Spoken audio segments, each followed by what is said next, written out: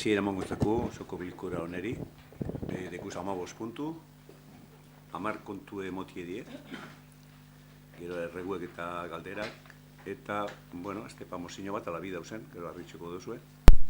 Zarei bi egon dire, bat izango dala, ez da? Bueno, hasiera emango Arratsaldeon, Gabon. Ebazpen zatian, lehenengoko puntua, 2023ko azaroaren 29ko saioaren akta onestea. Inorke okerrik zeman ez badau, onartutzat emoten dugu, bai? Hau batez.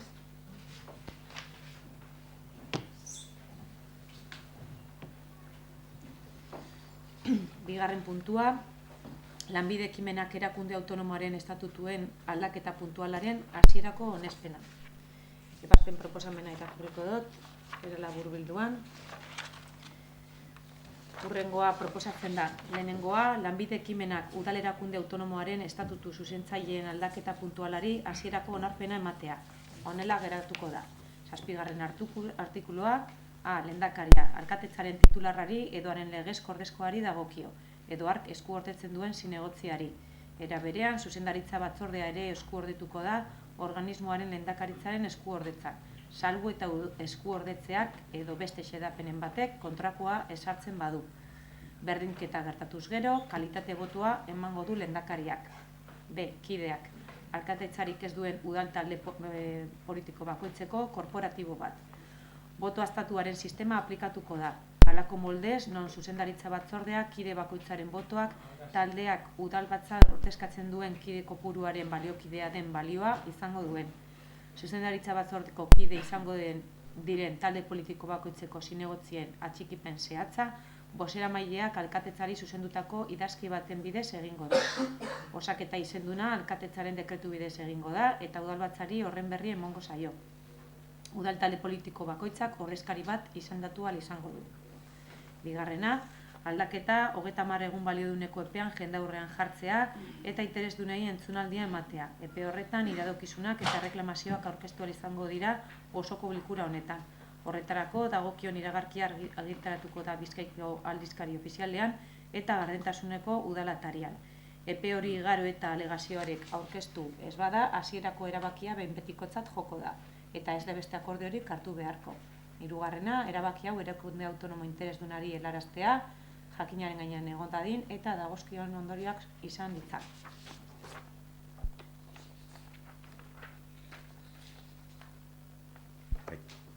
Arratsaldeon, guk aldaketa honen alde bozkatuko dugu. Beti be proportzionaltasuna ikusten dugulako horrelako batzorde, erakunde, junta eta horrelako erakundetan, instituzioetan mantendu behar dela. Ez gauz presidente baten kontra egotearen kontra eta figura hori mantentzea erabakiko balitz, gu alde bozkatuko dunke, beti be bozketa sistema proportzionaltasuna mantentzen bada.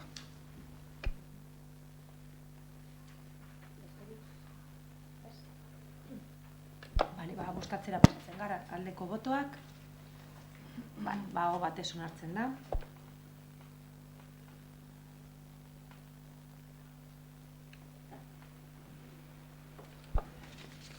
Hirugarren puntua, udalaz gaindiko organoetan ordezkariak izendatzea.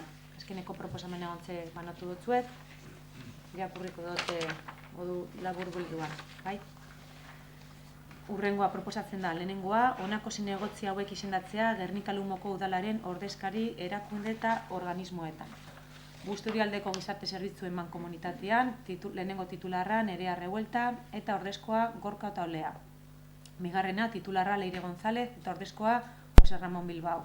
Hirugarren titularra Ainhoa Iturriarte eta ordezkoa Jose Ramon Bilbao. Laugarren titularra Ana Ormaetxe eta ordezkoa Xabier Irazabal. Lehenengo titularra batzorde iraunkorren kide izango da ere. Bilbao Bizkaia Urpartzuergoan titularra Iñaki Gorroño, ordezkoa Jon Lejarraga. Urremendi Landa Garapeneko elkartean titularra Jon Lejarraga, ordezkoa Iñaki Gorroño. Eudelen titularra Iñaki Gorroño eta ordezkoa Jon Lejarraga. Gernika-Lumoko 3. adinekoen zentroan lehenengo titularra Gorka eta Olea, ordezkoa Iñaki Gorroño. bigarren titularra Jose Ramon Bilbao eta ordezkoa Leire González, hirugarren titularra Javier Ansotegi eta ordezkoa Laura Urkidi, Gernikako Institutua titularra Ziortza Bilbao eta ordezkoa Nerea Revuelta, Agine Salazar eskolan titularra Jon Lejarraga eta ordezkoa Iñaki Gorroño, Barrutian titularra Gorka Utaulea eta ordezkoa Iñaki Gorroño, Gernika Lumoko Zepan titularra Iñaki Gorroño eta ordezkoa Jon Lejarraga, eta Bakearen Museoan lehenengoko titularra presidentetza dagokionari, alkatea Jose Maria Gorroño, bigarren titularra Jose Ramon Bilbao, eta hirugarren titularra Xabier Irazabal. Bigarrena, ebazpen hau izendatutuako pertsonei jakinaraztea, ados daudela eta onartzen dutela adieraz dezaten. Onartutzat joko da, izendapenaren jakinarazpena jaso eta 3 egun balioduneko epean osoko bilkuraren aurrean beren ezezpena berariaz adierazten ez badute. Hirugarrena, dagozkien erakunde eta organismoei izendapenen berri emotea, jakinaren gainean egon daitezen eta dagozkion ondorioak izan ditzan.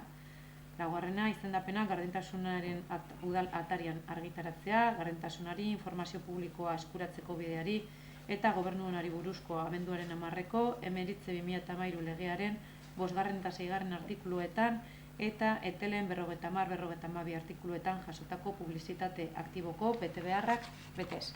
Hori guztia, akordio hau onartzen den unetik aurrera eraginkorra izan dadin eragotzi gabe. Eta 5. ebazpen honen berri emotea osoko bilkurari egiten den lehenengo bilkura.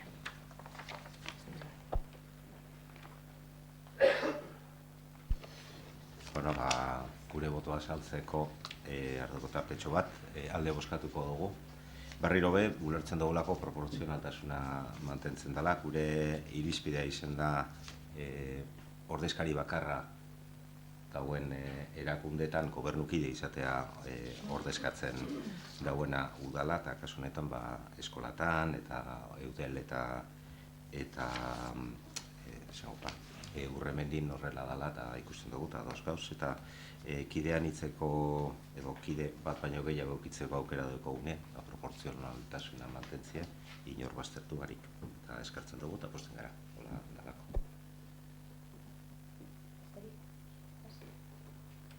Euskatzera pasatzen gara, aldeko botoak, ezezko botoak, abstentziorik ez da, aurrera ateratzen da 12 aldeko botoekin.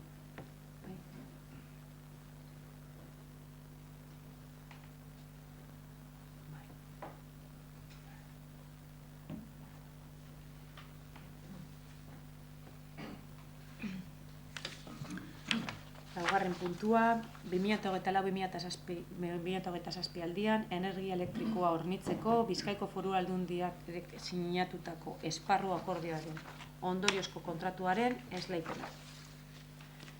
Proposamena hurrengoa da.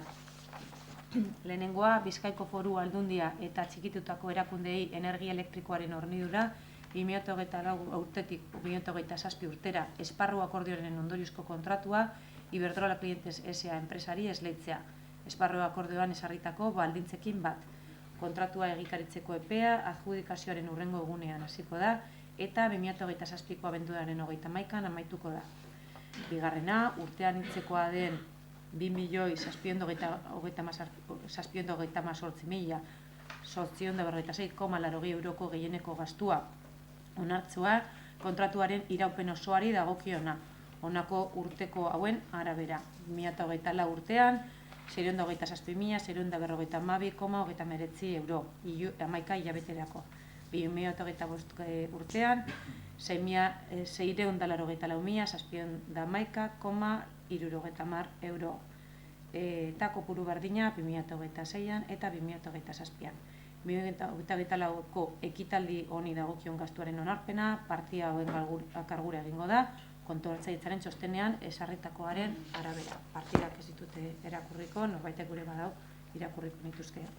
Hirugarrena, kontratuaren prezioa ordainduko da kobratze dokumentuak aurkeztu ondoren, emandako horniduren arabera eta udaleko arduradun eskudunak oneritzia emon ondoren. Laugarrena, obrak eta zerbitzuetako arkitekto teknikoa izendatzen da kontratuaren arduradun. Bosgarrena, esleipenak dakar enpresa kontratista aurkeztutako eskaintzak dauden eta administrazionek baztertu ez dituen baldintzekin ados dagoela.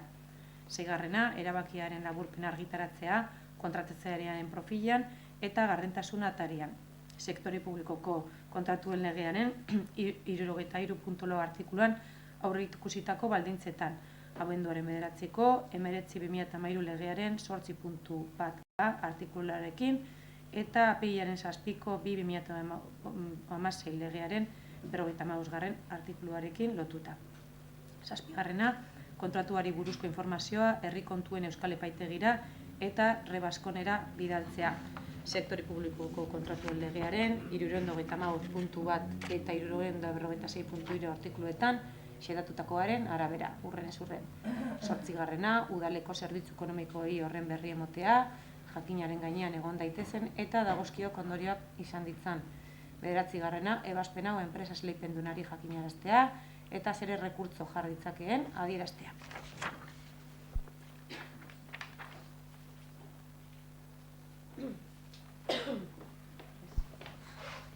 Bueno, berriro be gure bozkaren zentzua saltzearren, gu kontra bozkatuko dugu. Evidentemente, gauz energia horniketa egotaren alde, eta eskoz horren kontra, baina zentral de compras edo erosketa handi honen filosofiaren aurka gauz hori ezagune da. Alde batetik, ikusten dagulako, lokalak izan aldirezen eta propioak izan aldirezen irizpideak ezin dugu sartu, hizkuntza irizpideak, berdintasun irizpideak, eta bestetik, hain dira lote handizek, parte hartu alda bezan enpresak, bakarrik enpresa handize diez, eta azkenean oligopolioaren esku geratzen direz kontratu honetanak, eta enpresa honen filosofia diru irabaztia da, eta badauz beste energiaz hornitzeko eredu batzuk, beste printzipio batzu edekizenak, aurreztie, lurraren zaintza eta bar, eta horretik gure boska kontrako izango da.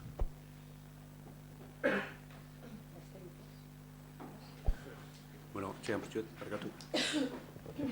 Jakin dizen, zuten debenak, zeren ganien edo zer aprobetan da namen. Ganera, akaboko urtietan, Ukrainiko gerra dala, edo beste gauze batzu direla, badakizu argizega ze pasedan, ze prezizio okin deuen, ezta? Oin da, bajutxo hau.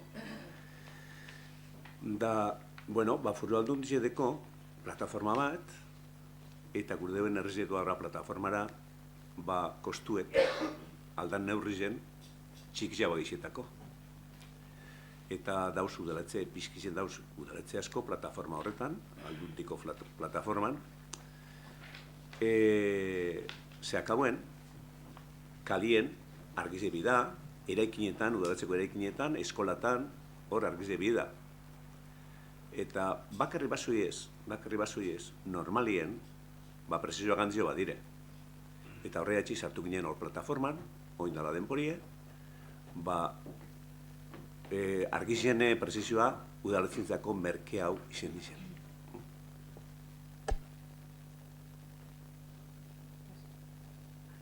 Besterik ez badago, bozkatzera pasatzen gara, aldeko botoak, esesko botoak, onartuta geratzen da, 11 aldeko botoekin.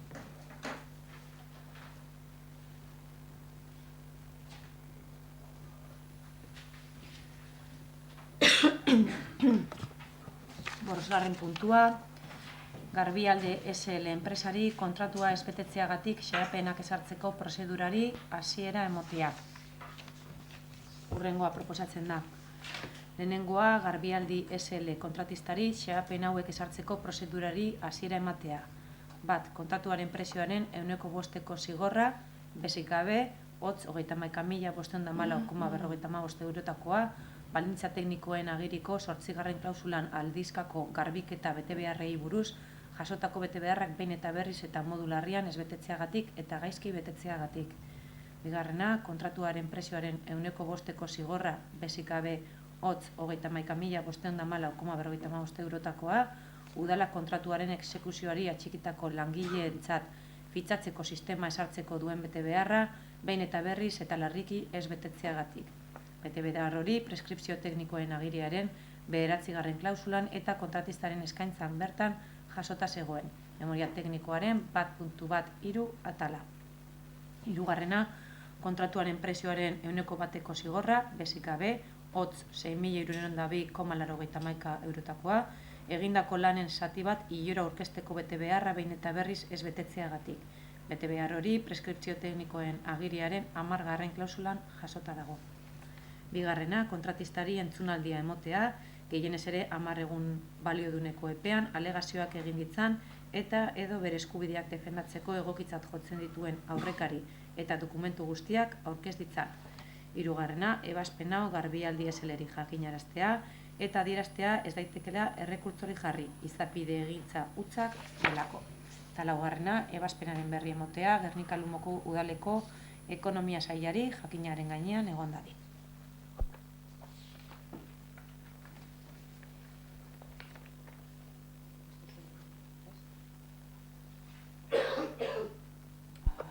Interbentziorik ez badago, bozkatzera pasatzen gara, aldeko botoak, aho batez onartzen da.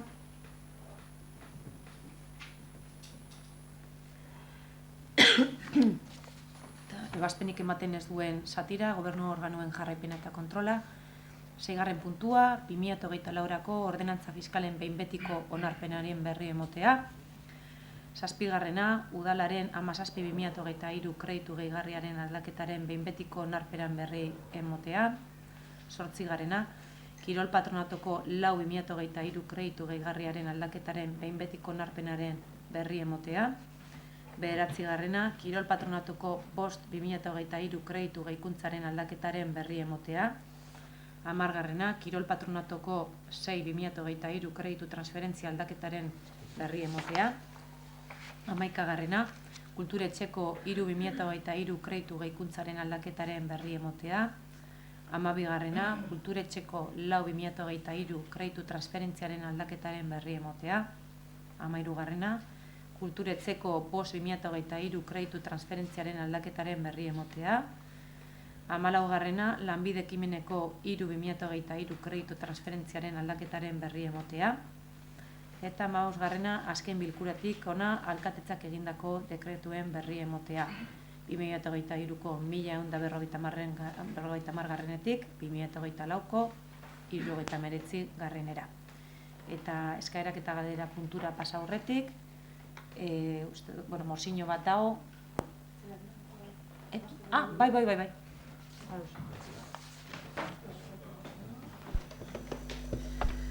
Bai. Guk batez bat kulturetzeko kreditu aldaketan inguruen badekogu galdera edo azalpen bat eskatu biherra batez bat 3. ebazpenien agertzen da 76.000 euroko desajuste bat kulturetzeko aurrekontuen eta horre langile soldatak ordaintzeko edo lehenengo kapituloko partaidarako erabiliko da diru bat aurrekontu kulturetzeko aurrekontutik, bertatik, eta hor guk ikusten dugu diru hori beste nonbaitetik aurrekontua handitu inbiarko zela soldatak ordaintzeko. Ez dakit horren inguruan azalpenik edo... Arratsaldean. Bai, honen inguruen esatie hori dela aurrekontuetan eitzen da ajuste bat partida batetik bestera, ez dagoen batetik bestera paseu, eta hoitzen da organismo autonomoa, bai udaletxien eiken dan zer bat dela.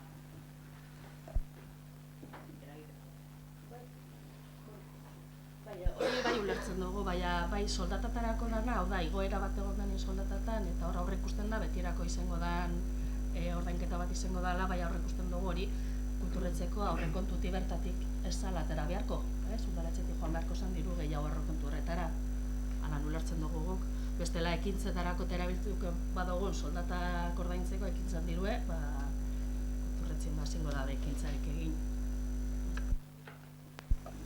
Arratsaldeon. Bai, kultur presidentia arduradunegaz egonaz berbetan honetaz, eta hor desajuste badau 2022tik 23raino 71.486 eurotako aldaketa da lehenengo kapituluan. Eta justo bajan dau pertsona hau indeuenak eta nahi dugu jakinia gube gauz arduratuteia zer dala eta hori igoera edo aldaketa arduratuta gazu bai ia nondik atara edo segaiti dauen hori 2022tik 23ra hori aldaketa hainbeste diru kopurukoa. Ez dugu ikusten nondik datorren. Nik erantzun guztut. Bueno, badakizue, 2023koa aurrekontue izen da prorrogatu aurrekoa 2022koa. Eta hor, udaletxeen daleku guztietan, organismo autonomo guztietan, hori, kapitulo hori gorantza joan da. Baina, nireak esan duen moduen, zuke urtzia amaitzen dauen nien, azaroan, baina okusten duzu zelan doazen geuzek, eta partida desberdinek. Eta batzuetan, sobran dekozu, da beste batzuetan falta, da hori ajuste bitzen da. Da hori da indana. Osea que el presupuesto del 2023 ha sido un presupuesto prorrogado del 2022. Lógicamente, en las nóminas de los empleados municipales en el patronato en la Kulturechea, pues han subido un 3%, creo que era, ¿no? Entonces, pues, faltaba en esa partida, pero en otras del mismo presupuesto de la Casa de Cultura sobraba. No se han dejado de hacer cosas, sobraba, porque terminó el año, no sin hacer cosas. El mes de diciembre lo que se ha hecho es coger y de la que sobra, pues poner en la que falta y ajustar. Hori da pase dana.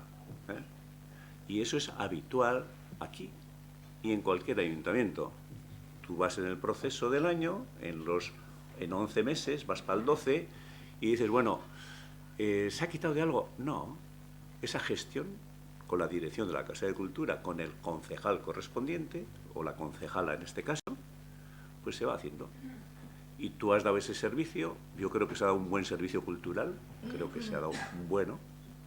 Todo es mejorable siempre, pero creo que el de Guernica es bueno o muy bueno. Y entonces ese ajuste ha habido que hacer y nada más.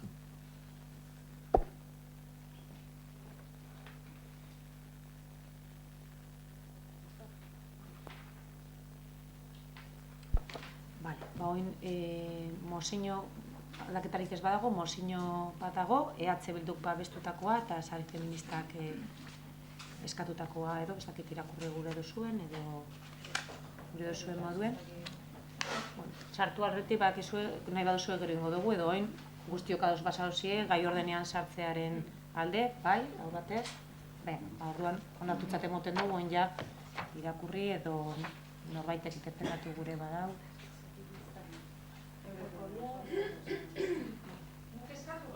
Txain parkatu. Lehenengo itxen dugu, hau, EH Bilduk, ordenien eitzeko, ze hori bestiek geurre batzu edo, agertu dame. Lehenengo dengu EH Bilduna da gero engu besti. Baina erreguak gero urrengo puntuan, eskaerak eta galdera puntuan. Hau da, hau idatzize, mozinoa gero ez dala mozinoa esan duzuen. Hau, bauntxe ez da, hau dokumentu da ez. Erregu moduan aurkeztuko bada hori azkeneko puntuan doa. Erreguak eta galderak puntuan, argitzearren. Bale. Baitxik, hori mozino.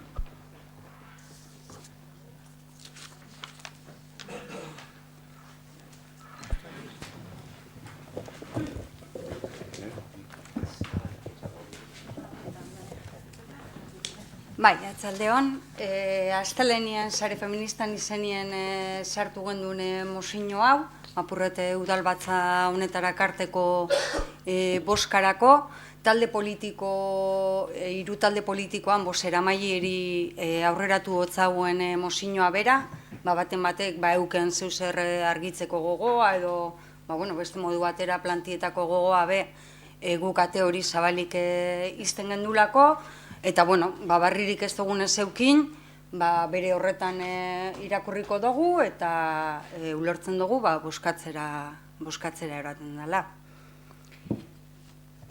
2023ko abenduan, orain dela 20 urte baino gehiago emandako indarkeria matxista jarraitu baten inguruan ateratako berriak, Gernikako herritarrak orokorrean eta Gernikak ez komunitatea bereziki hunkitu du. Umeenganako indarkeriak gaur-gaurkoz esku hartzea eta neurriak hartzea eskatzen duen afera izaten jarraitzen duela agerian geratu da. eta udalak herritarron ordezkari instituzio gisa bere esku dagoena egitea dagokio. Guzti honengatik, bat, gure babes osoa adierazi nahi diogu erasotuari eta bere ingurukoei. Guk sinisten zaitsugu. Zentzu horretan, udalaren baliabideak erasotuaren esku jarriko ditugu. Hala nola, aholkularitza psikologikoa eta juridikoa. Eta beharrezkoa balitz, udala jada martxan dagoen salaketara akusazio partikular bezala aurkeztea aztertuko da. 2. Aurrerantzean, horrelako gertakarien ezagutzaren aurrean, udal moduan iniziatiba eta prestutasun gehiago izateko konpromisoa hartzen dugu. 3. Umeenganako zein emakumeenganako indarkeria matxista salatu nahi dugu. Horretarako, erasotuaren erreparaziorako traba diren konplizitatekin bukatzeko, gure esku dauden neurriak hartuko ditugu. Eta 4, indarkeriaren aurrean, haurrak eta nerabeak babesteko 8/2021 lege organikoak zehazten dituen neurrien jarraipena egiteko, herriko ikastetxe eta kirol klubekin elkarlanean prozesu bat martxan jarriko dugu.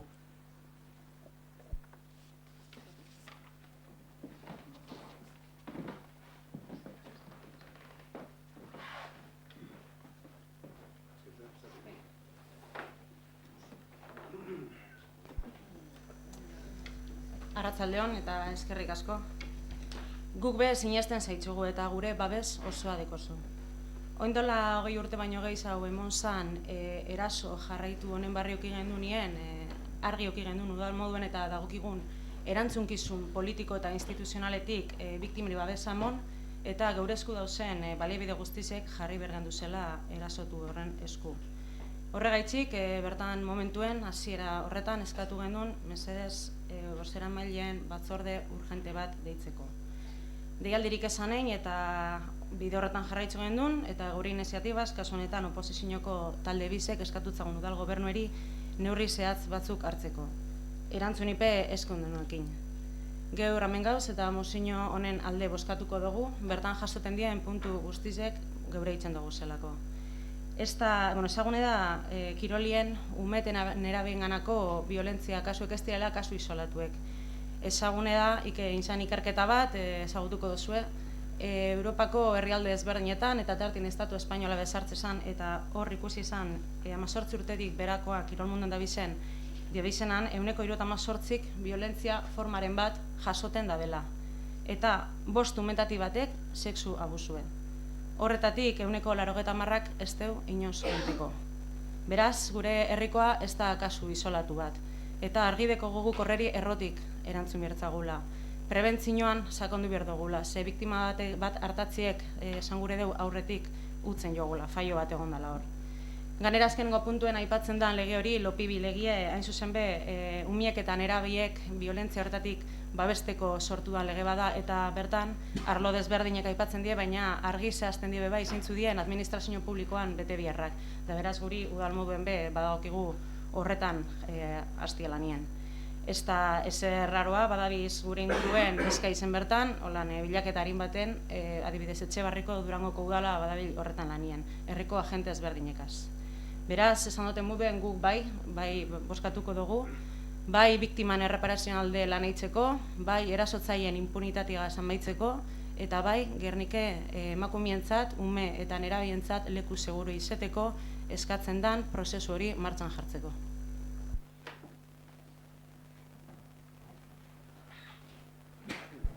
Bai, arratsaldeon.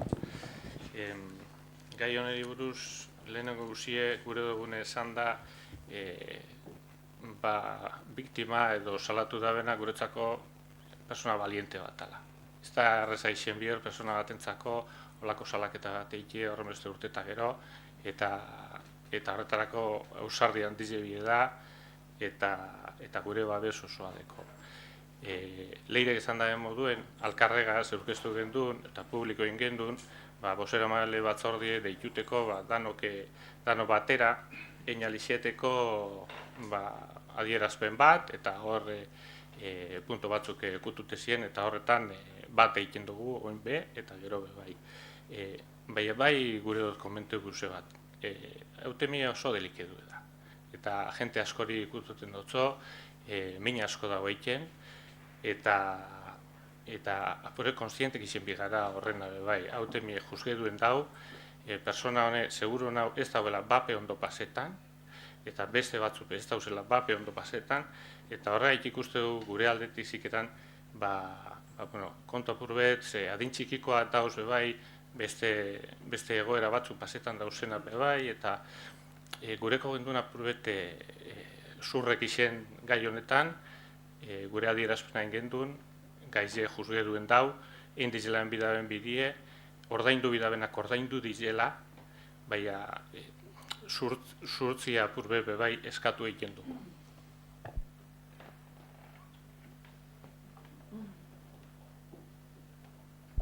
Guk eskatzen dugu mozio hau bozkatzie puntuz puntu, posible bada.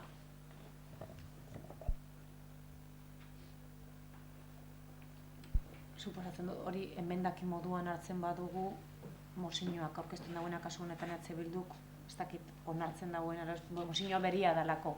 Ez dakit horren gainean, esango lirateke, 5 mozio, ez dakit zenbat puntu diren, lau mozio ezberdin.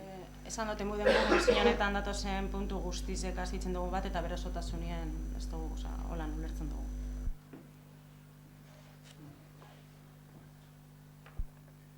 Orduen azten dituen gogara.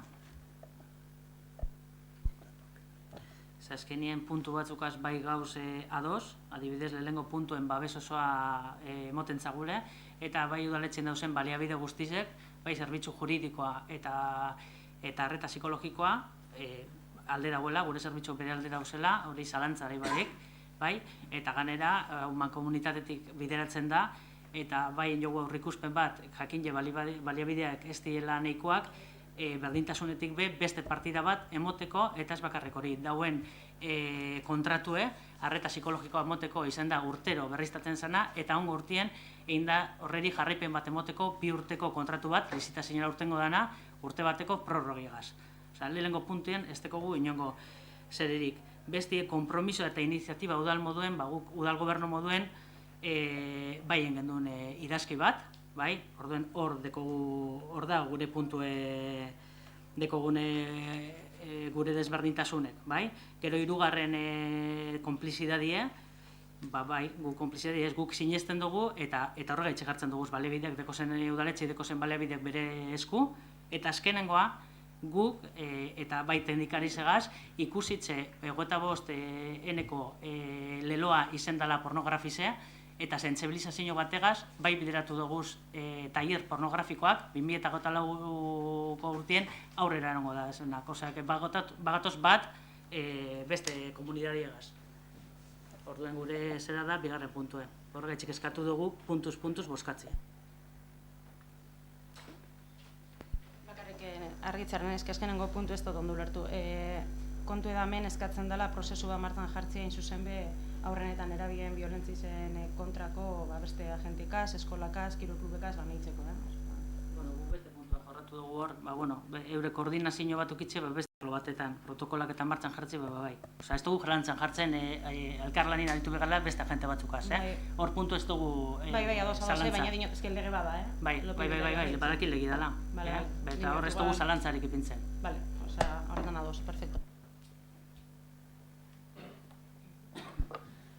Besterik ez bada orduan bere osotasunean bozkatzen dugu.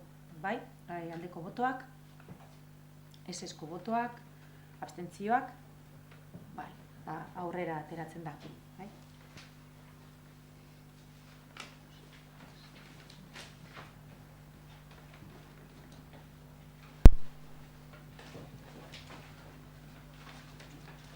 Eta bai erreguak eta galderak. Hasi baina hori hau. Publikoki eskertu guretzat aldun nagusiari. Ze gaur egonaz batzartu dute beraz.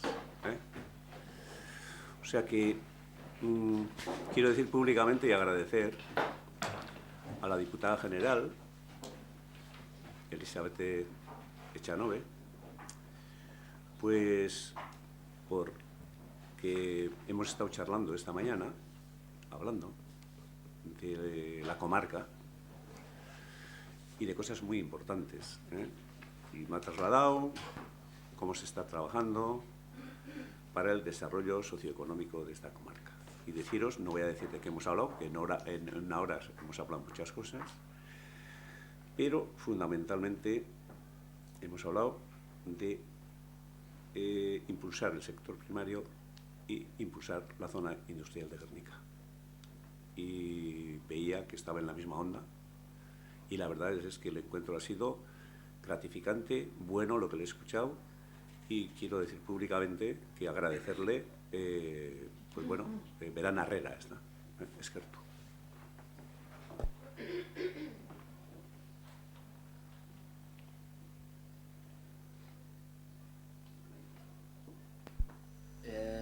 Lehenko eta behin, mozioa erregue hori nazmendu ez, hasik ere mozio orkestu gendun, baina gure akatsa izan da, azken finean alkatetzako eskumena daneinien oin eskatuko duguna, alkatetzara gobernutaldera zuzendu behar gendulako eskarize, beste horik, ez da hori baino ez.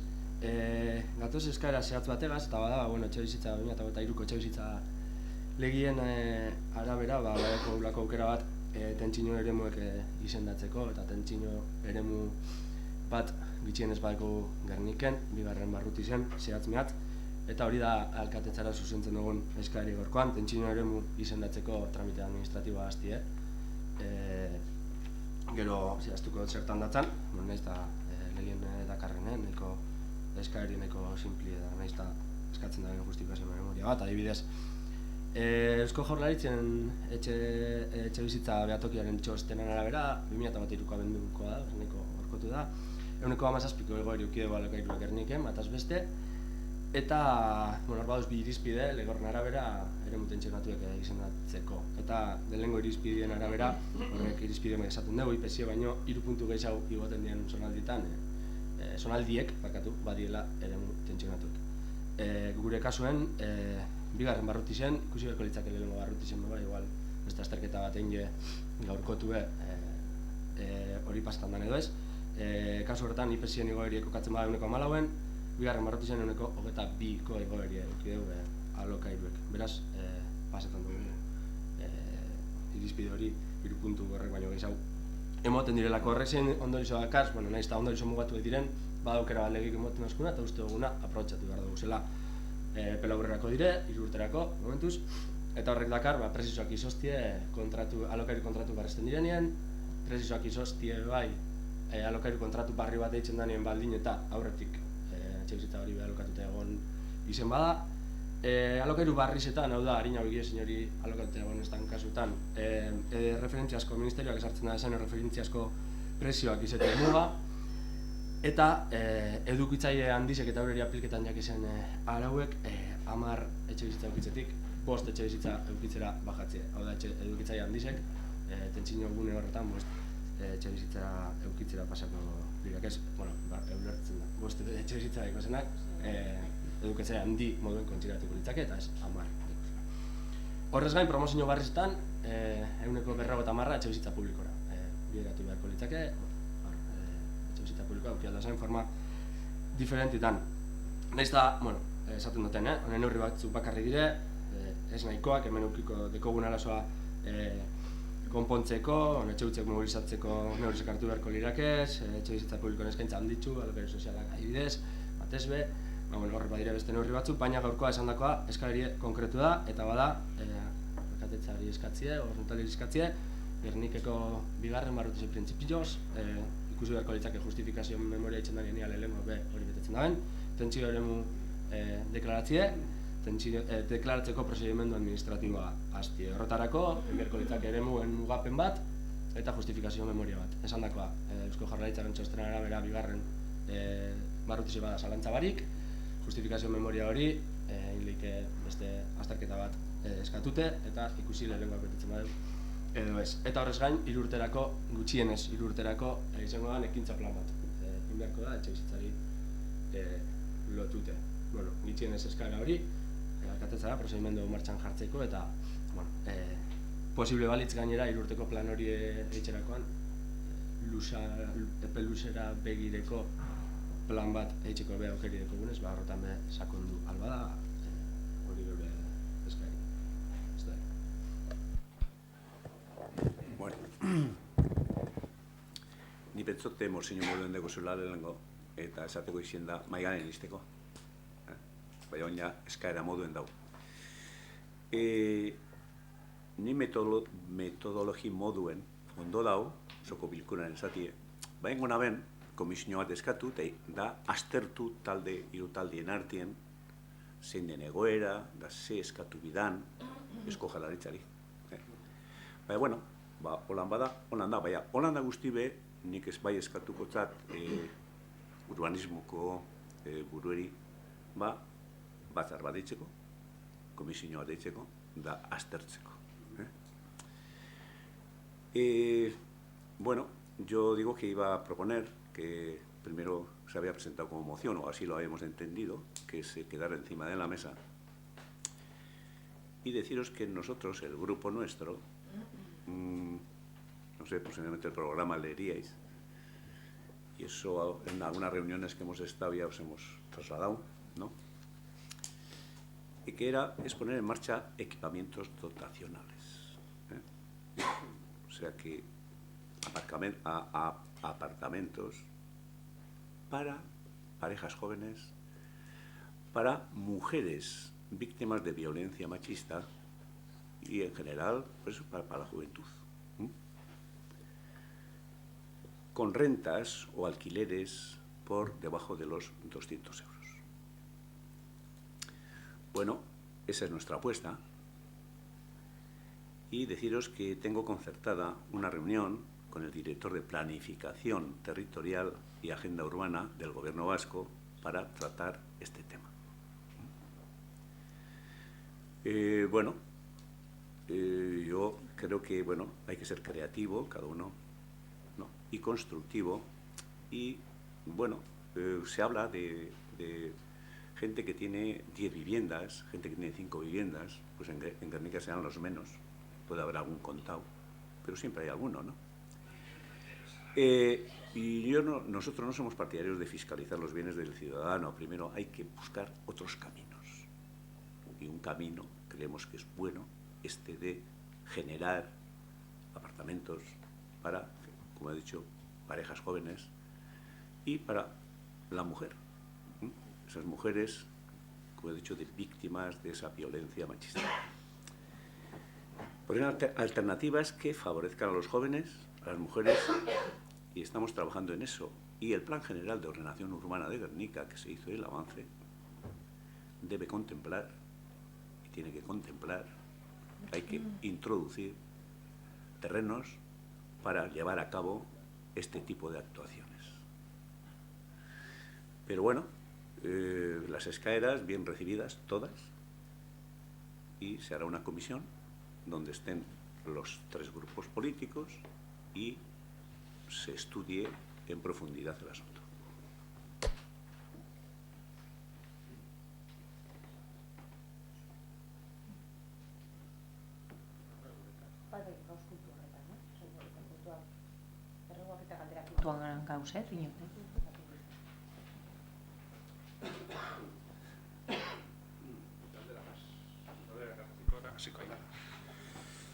Galderatxu bat, dekote, Gernikako eraikin publiko asko negoera ez da ona.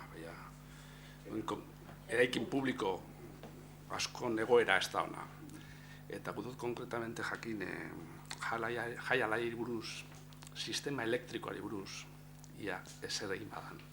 Badakit sistema elektrikoa oso zahartuta hauela, industrian boletine pasetako arazoa dekozela urtero, badakitxo indala urte beteia txosten bat eta horri kontu egin dagoen zala aldatzeko eta ez dakite zer egin badan edo nun dauen, ze egoeretan dauen ze, klaro, horra jente asko sartzen da gerote gehiago, hori hona da eta ekitaldi deportiboak egiten dire, beste ekitaldi tipo mota batzu egiten dire eta uste dut hori martxan jarri beharko zala zeu zer ze egoera teknikoak esan dagoenez, egoera oso txarrin dago.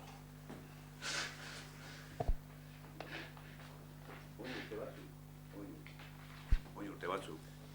Badakizue, Jai Alai da altundizena eta gestinoa 50 urterako udaletziedeko.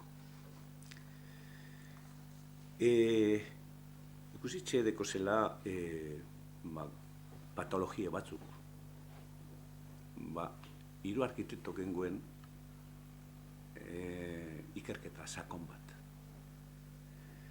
Eta engoen ganera ikerketa, esaten preferentzia lehentasune zinetekon, gero bigarren zer, da hirugarren zer. Hiru tramotan, ez da? Horre zien, bontxe goratzen az, zien Anton López de Aberasturi, Fernando Pérez Simón eta Jon Barandika. Horrek hirure egin guen.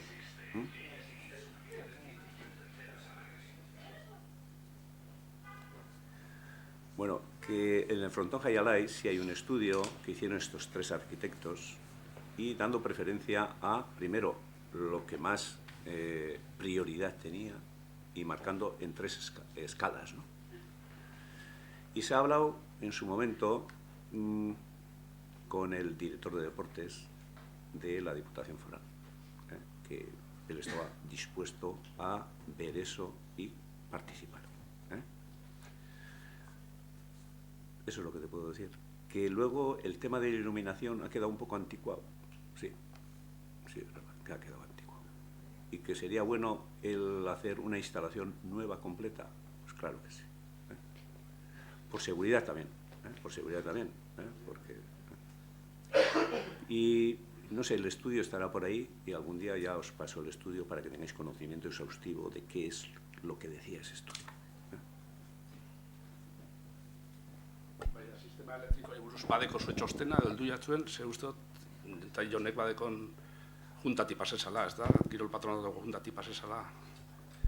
Konkretuki dinot sistema elektrikoari buruz, Esan aldotxu dana da, urtero pasa behar dela oka, eta oka pasata da, orduan sistema elektrikoa martxan dago. Hobetu aldala, bai, eta urte asko deko zela, bai, baina urtero egiten da oka konprobaketa eta pasatzen da momentuz. Gero beste preguntetxu edeko, Bekoibarrako parkineri buruz. Hori infografia bat ikusi dugu egunkari baten, udaletxeko sare sozialetan bebai, ikusi dugu infografia bat, eta hor jartzen dugu ja presupuesta zein dan bebai. Zema pisukiko hau zen, ze kolorekoa izango dan, eta bulego teknikoan galdetu gute, bulego teknikoan ez dakize ezer. Orduan, ez dakit nik egunkarizek edo inventaitxetxue, edo nok egin deu hori infografize, nok agindu debitie, nok ordaindu deu, eta ze expedientetan da hori. Jakin. Bueno, a ver, nik explique. Bueno, yo le voy a explicar. Ese es un tema que vamos trabajando, el tema del aparcamiento, ese ahí en Becoibarra, pues como 2 años y medio, por ahí más o menos. Entonces, pues los que dirigen temas medioambientales y esas cosas, no voy a dar nombres, pues ese trabajo se encargó a un arquitecto, no por parte del ayuntamiento, sino por otra administración. Y en las conversaciones estábamos el ayuntamiento con esa administración. Y entonces, pues hay un diseño, hay una valoración, porque para avanzar o no, pues esa administración tiene que tener conocimiento de qué gestiones tiene que hacer y cuáles son los costos. O sea que el ayuntamiento sí colabora, sí participa, tiene algunos terrenos ahí abajo, igual iba ubicado encima de esos terrenos con otros, y entonces nosotros estamos para dar salida y ayudar, y creo que es un proyecto medioambiental y de calidad de vida. Y digo que es medioambiental porque la idea era, si se llega a ejecutar eso, si esa administración considera pertinente en su momento, ojalá, y cuanto antes mejor, pues se ponen autobuses eléctricos. Tú vas con el vehículo siendo de Guernica o de fuera de Guernica, Durango, Amorebieta, gente que viene a las playas, con niños o adultos. Y sabéis cuál es el problema que hay en Laida, en Laga y en todos los sitios de no se poder aparcar los coches. Entonces tú vienes con el vehículo, dejas ahí, te coge un autobús eléctrico, te deja a pie de playa y te recoge a pie de playa. Entonces es calidad de vida para las personas y además reduces las emisiones de CO2 y de otros gases en Urdaibai y vas, por eso digo, medioambientalmente importante y de calidad de vida también. Y ese es el objetivo. Y entonces, como hay que iniciar de alguna manera, pues se ha llegado hasta ahí. Cuando eso vaya para adelante, espero que sí, porque son cifras importantes, ¿no? Y eso sabéis que el ayuntamiento no tiene capacidad para hacer eso. De ayudar, sí, en lo que puede. Pero temas de oficina técnica y ese tipo de cosas. Pero el resto es eso. Y me parece que para mí es un proyecto bonito y que da esa calidad. Lo importante es, al final, trabajar para que la gente viva más cómoda, con más calidad de vida. Totalmente de acuerdo con eso. No creo que nadie se pueda negar a eso. Pero a mí lo que me choca es que, siendo un parking que va a ser de Guernica, que la oficina técnica de Guernica no tenga conocimiento de nada. No hay expediente sobre ese tema, porque la oficina técnica tendrá que decir si urbanísticamente los arrechamientos urbanísticos se cubren o no, si se puede hacer de 3 pisos o no, si se puede hacer de esa forma o no. Por eso te quiero decir que es lo que me choca, que yo pregunto a la oficina técnica y me dicen, es que aquí no tenemos nada de nada. Entonces, cuando he dicho unas administraciones, ¿qué administraciones y cuál es ese proyecto? ¿Dónde está? Una cosa es que oficina técnica, por lo que sea, no tenga ese conocimiento, pero hay arquitectos que no hemos contratado nosotros, sino esa otra administración que saben de esas cosas y ya saben si es planta baja más 3, lo que se puede, porque la gente no hace un proyecto de viabilidad sin tener conocimiento de lo que puede desarrollar, porque si no sería hablar de pájaros y flores. Por eso. ¿La otra administración quién es? Quiero saber. Hombre, yo de momento no quiero aquí involucrar, he dicho que no voy a dar nombres. Si es necesario, en su momento se darán los nombres. Y lo normal, si estamos hablando de un proyecto de otra administración, no es que esa otra administración es la que lo haga público si tiene que hacerlo, y en colaboración con el ayuntamiento. Pero claro, tú ves la noticia que sale en prensa, que sale en los medios, parece que es un proyecto del Ayuntamiento de Guernica, cuando lo que tenemos es una infografía que no sabe nadie de dónde ha salido, no quieres decir cuál es la administración, nadie ha visto el proyecto y está bien, pero si hay otra administración, será esa otra administración la que tiene que presentar, en colaboración con el Ayuntamiento de Guernica. Pero claro, yo veía, o cualquiera ve la noticia y dice, jo, el Ayuntamiento de Guernica menos proyectazo tiene. Y realmente, pues da la sensación, al final, visto lo visto, es que el Ayuntamiento de Guernica no tiene nada. Vamos a ver. No voy a entrar en tiquimiquis, que no es mi estilo.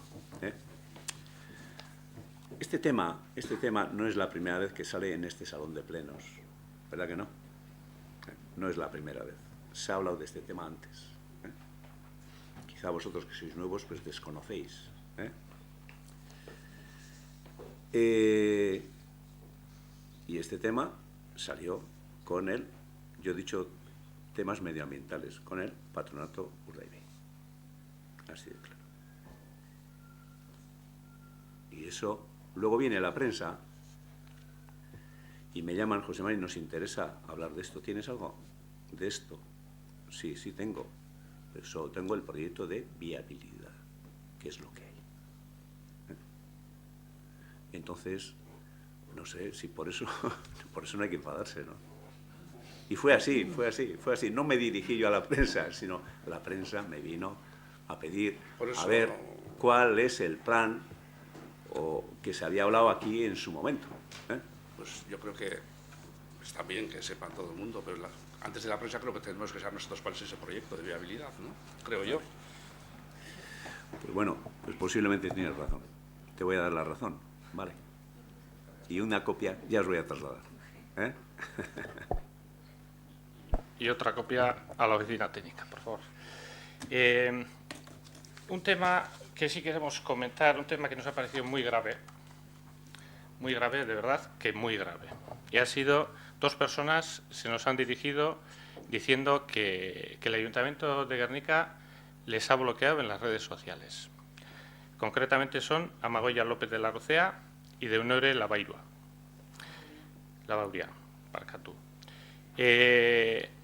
Después en Navidades, cuando hubo la historia esta del famoso meeting que dicen desde el altar de la iglesia, pues hay en redes sociales pues se hizo algún comentario, en todo caso educado, por esas dos personas y se les ha bloqueado de Facebook y de Twitter. Nos parece gravísimo, gravísimo.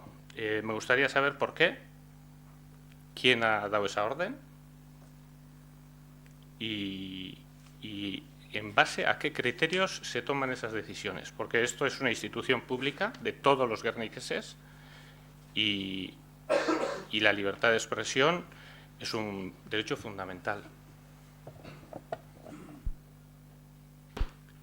Ya te contestaré, no sé. Ya te contestaré, cuando sepa. Pues si no sabes, entiendo que tú no has dado la orden. Pido la destitución inmediata de Sergio Fernández, responsable de las redes sociales.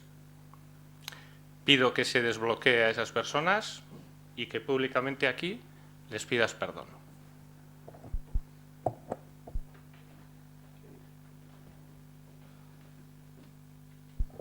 No voy a seguir en este juego. Otro ruego, otra pregunta. Pedir perdón, ¿qué cosas? ¿A qué niveles hemos llegado? Bueno, barkatu. Gu izan gara gai hau ona ekartzeko ideia hori dugu. Benetan larri iruditzea gule, ez da irakatz bat izan dan, gureta izan dan, esplikazio hori behar dauen edo ez dauen behar, baina ez da bidezkoa eta ez da zilegi instituzio publiko batek entzunin behar deuz herritarrak esateko dekiena, eta ez da gindoren arduria da.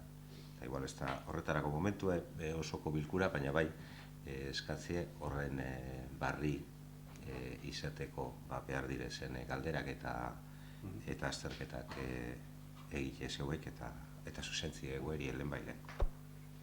Ni enaz eskutetan inoz, da baietz nik esan banamen, nik esan dut. Bai ez. Da ez esan dut ez da bai. Erruguet mantenimientoan, errezen mantenimientoa apurelotute, ikusten dugu apurete mantenimientoa dauela getota eskaztxu hau, eta bai geuse konkreto batzuri buruz komentu dugu edo horregu edo eskatu mesedez ia posible bada horrexek konponduten joateko. Gerrik ezarrerako kartelak ikusten bazue anaikidetasunekoak ez da ikusten zez, baltz dauz. Seinalitikie oso egoera eskazien dauz. Orduen ia posible bada horrek garbitutie. Agarren kutxabanken neurrien dauzen bankuek deseine dauz. Arrek ezi libertan jesarri behi. Orduen horri xepe mesedez egon horren ganien eta konpondu izuez.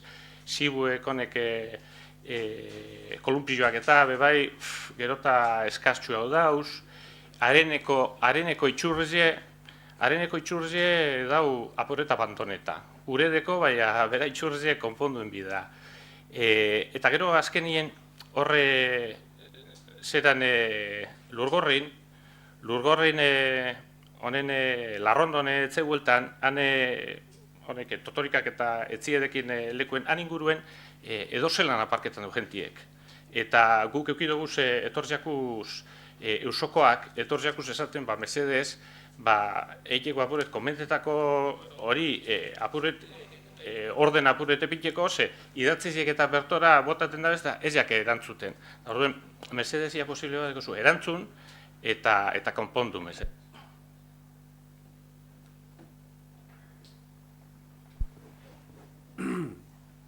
martxoete surtzen den hau. Ze, karo, jente txarto aparketan badegu guk ez dugu errurik. Gure erru ez da. Jente batzuk gehienak ondo aparketan dugu. Beti dauz, baten batzuk.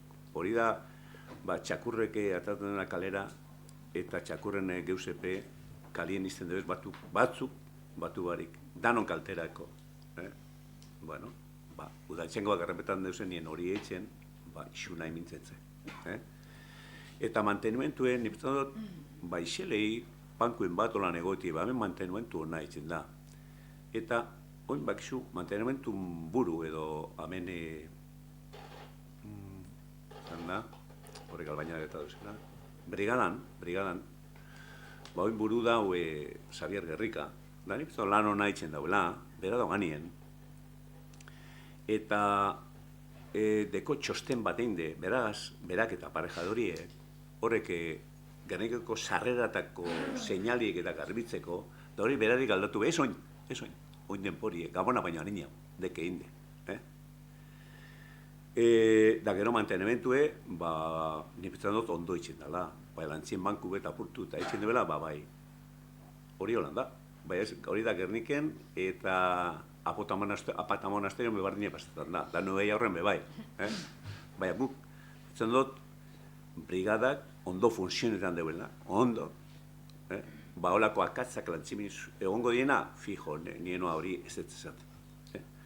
Da garbitxasuneko enpresa ondo funtzionetan deu, eta lantzimin, deitxu berra egoten da, eta esan, betxu, deitxu dezku, da guk erantzune gehienari moten zakue, gehienari edo danari, albana. Deitxu berra egoten da, betxu etorziakuz, dain lekuten, betxu zikin dau, zebaztetan da, eta horrek eusek, egunerako luze bada.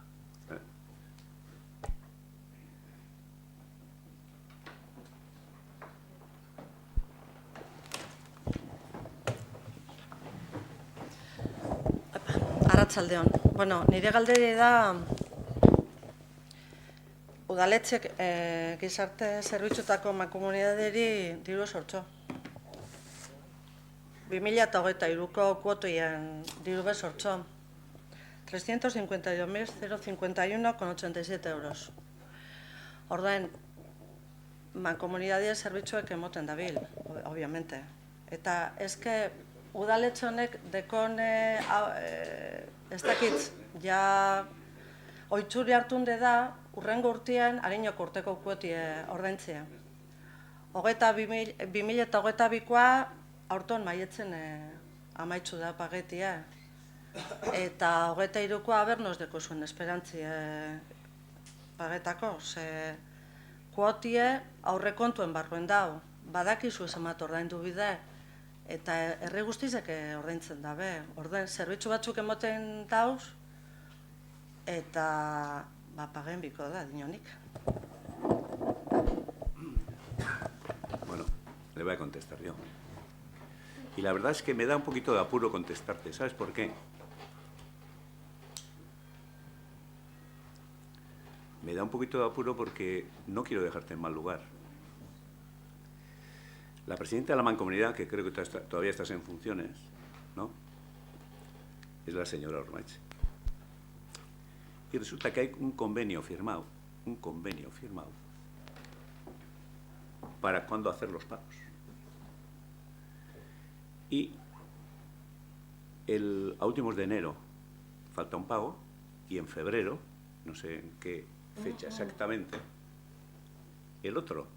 Pero es que no lo he firmado yo. La propia presidenta y la que era de Acción Social en este ayuntamiento, ¿no? Eso es así, y el área económica nos trasladó eso.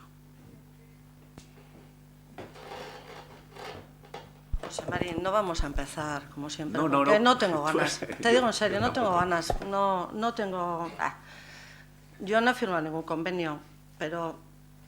Vale, enero, febrero, pero es que en mayo habéis terminado de pagar el del 22.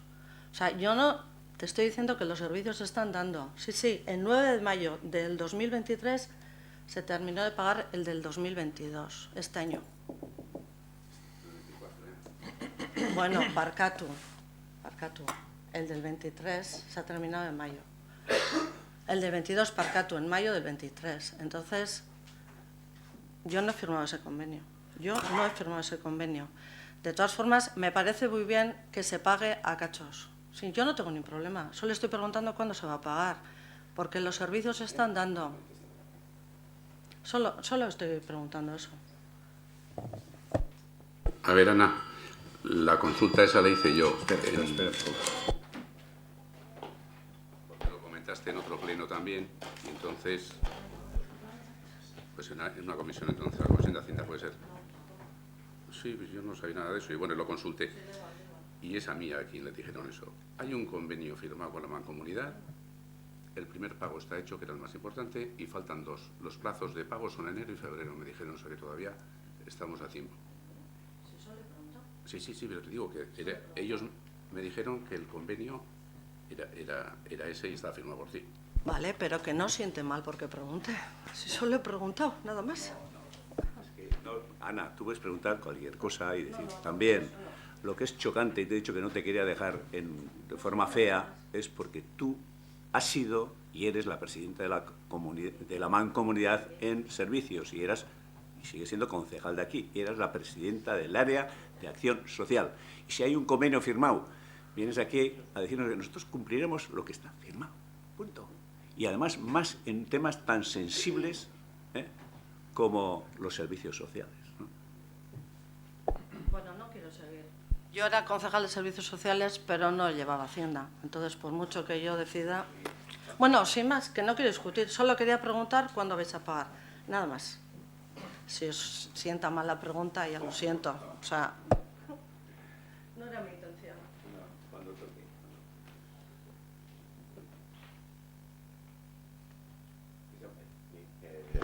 Bueno, erregu bat eta lotzeko, benetan, etxebizitzaren gaiari heltzeko batzorde bat deituko bada, tentsio gunien inguruen edo eskaini aldirezen etxebizitza publikoen inguruen, oso ondo, iruditzeako eta gustora parte hartuko dugu.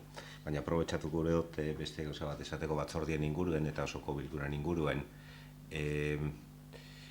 Aldaketak egin duguz kide desberdinak joan alizateko eta kide ez diren zinegotzietzeak joan alizeteko eta horrek erresten duzku kanpoan biharrin gauzenon agendak lotzen. Batzutan imposible izaten da ordu konkretu batzutan eta egun konkretu batzutan etortzien. Behin da berriro esan dugu eta berriro gure ote eskakizuna behin edo erregua behin mesedez aurretik adostu albadirez noiz bilduko direzen batzordiek eta aurreratuko bada osoko bilkura bat erreztasunak emotearen. Eta, bueno, batzorde hori, hirigintza batzorde hori, etxebizitza batzorde hori deitzen denean, posik joan gara.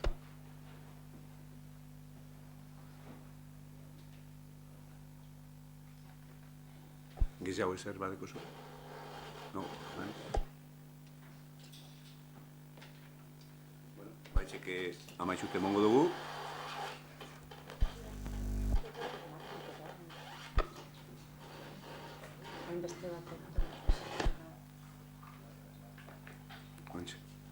Bueno, baitxeke hemen itxiko dugu, da, bueno, ondo bili.